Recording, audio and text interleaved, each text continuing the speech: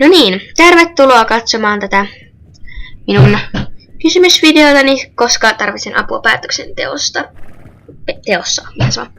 Osaan peräti puhua. Näin.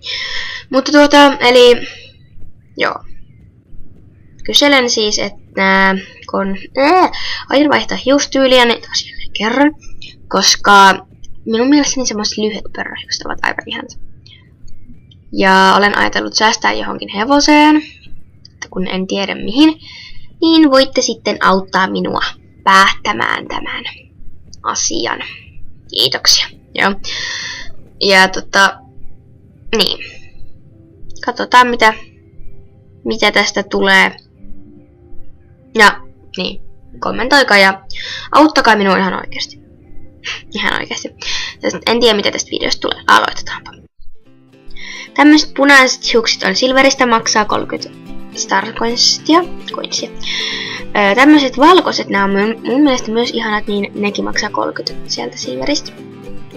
Sitten tämmöiset mustat jotka maksaa myös 30 siellä Silverissä.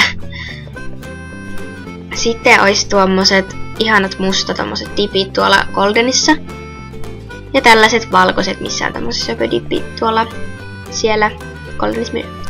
Ja sitten hevosiin, eli tämmöinen Tovero Marleen tilalta. Ja tässä vähän tietoja tulee. Eli se on Tovero. Siinä on niitäpä. Ja sitten olisi tämmönen Morappi tuolta Goldenista. Ja tässä sen tietoja. Sitten. Joo. Kiitos kun katsoit. Tää oli nyt tämmönen video. Kommentoikaa ja niin, auttakaa minua oikeasti, koska mä tarvitsen päätöksenteossa ihan oikeasti apua. Niin auttakaa minua. Kiitoksia. Ja